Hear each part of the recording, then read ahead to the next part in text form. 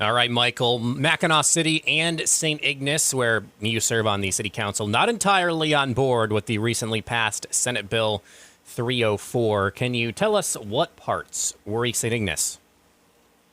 Well, before we even get into it, I wanted to make sure that people know that we are mindful about the pricing and our concerns specifically about pricing getting out of control for the community is on our front burner. But the part that we have issues with is some of the verbiage in Senate Bill 304, which is now, I believe, a law that infringes on the jurisdictions of Mackinac City and St. Ignace, specifically in regards to some of the wording around having authority over the parking lot and the fees that are involved with the parking lot. Do you think that the mainland communities have been properly consulted during this process? I know it's an ongoing process, but also specifically in regard to Senate Bill 304. And I think that's the biggest crux of this. We had zero consultation with the powers that be, whether that be by John DeMoose with the introduction of Senate Bill 304 or the community leaders of Mackinac Island prior to it being introduced. We had zero. We saw it on the news just like everybody else did. And from our conversations with Senator DeMoose, he's a great guy. We have a great relationship. For some reason, he was under the impression that we were consulted and that we were on board with the Senate bill. And you mentioned Senator DeMoose in the weeks since the introduction, at least. I know it just got signed into law this week. Have you had any conversations with the senator or Representative Fairburn about these concerns, and did you guys get any explanations? We had, I believe, for each, I know we had two conversations where Senator Moose came in and another gentleman who was an assistant to Dennis Cawthorn, who I believe is considered the architect of the Senate bill.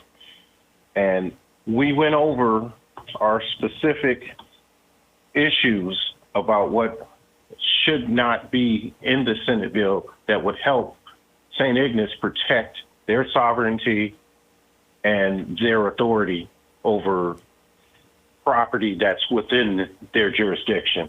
And he seemed receptive, and they wrote it down, and they said they were going to take it back to maybe Mackinac Island or back to someone in Lansing and see what they could do.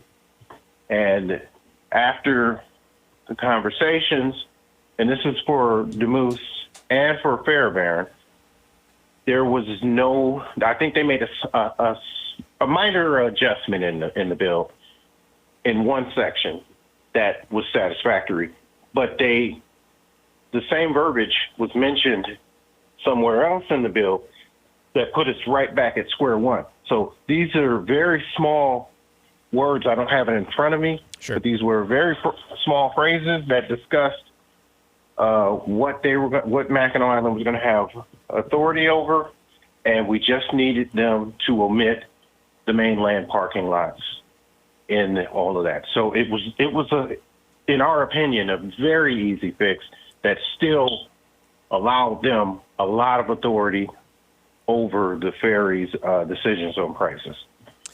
A lot of emphasis on parking so far early on, and so maybe this is where the line is. But I did want to ask, where should the line be drawn between Mackinac Island's interests and the mainland community's interests?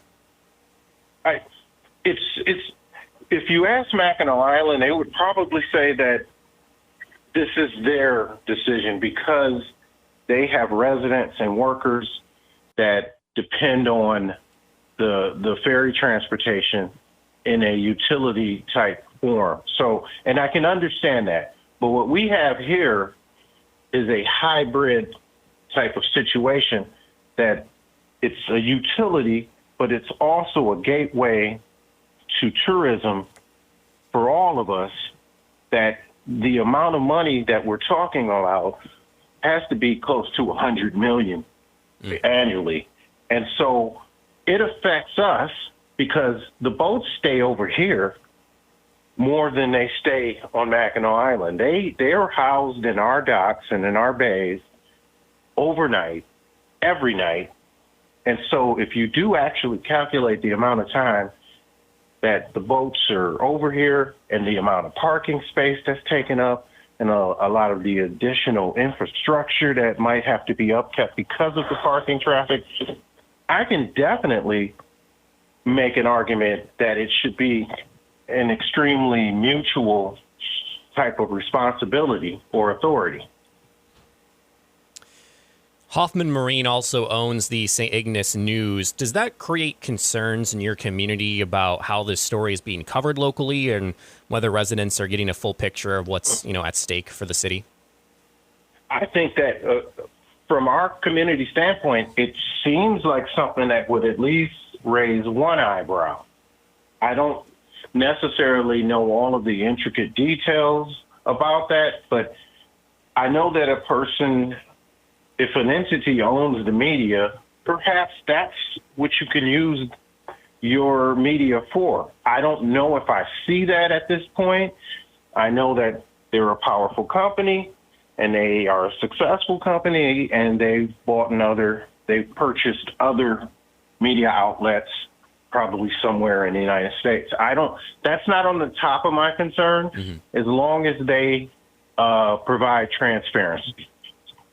I've heard some people mention perhaps a governing board with the counties, the mainland cities, and the island all having seats at the table. Any thoughts about that proposal, or have you and the other council members spoke about maybe another idea for a solution?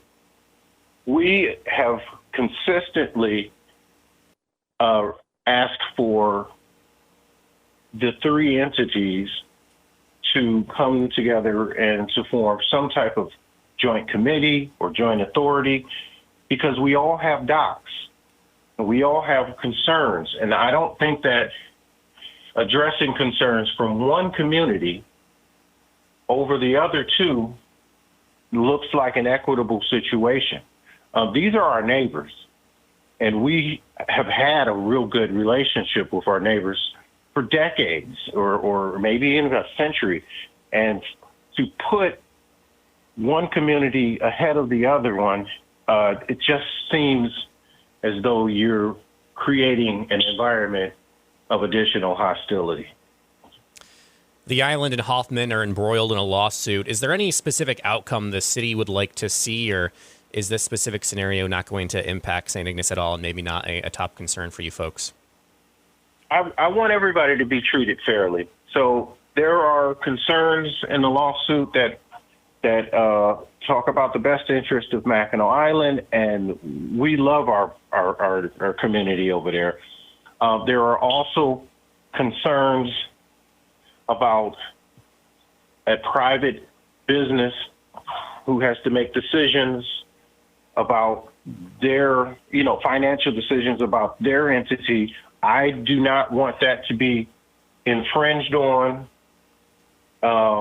unfairly by a community just because they feel that they don't think it's right.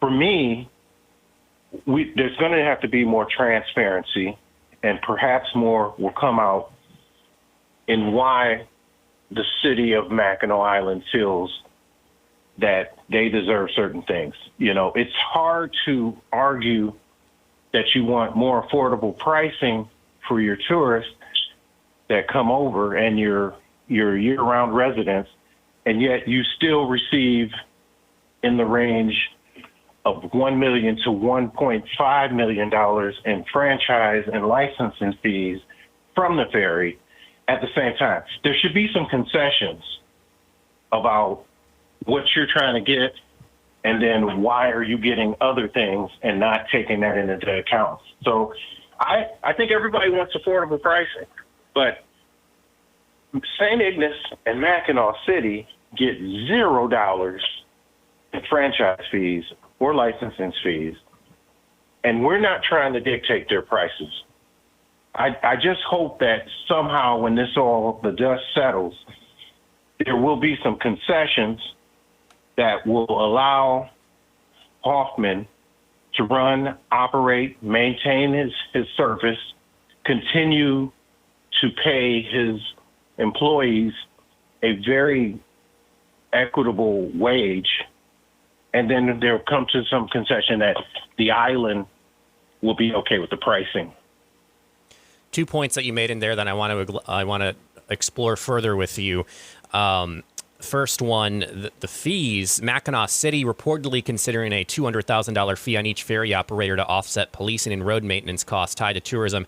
Is St. Ignace considering similar measures? I think it's a great avenue to explore. Mackinac City has a charter that is written with better clarity on what their rights as a charter that they can do. And so I applaud them on at least exploring that avenue.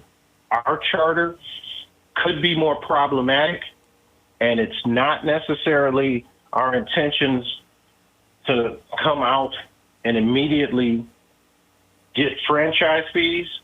I think our biggest concern is the franchise fees that are already distributed out should be distributed more equitably amongst the three communities and not to the one community that benefits the most from the additional income from tourism.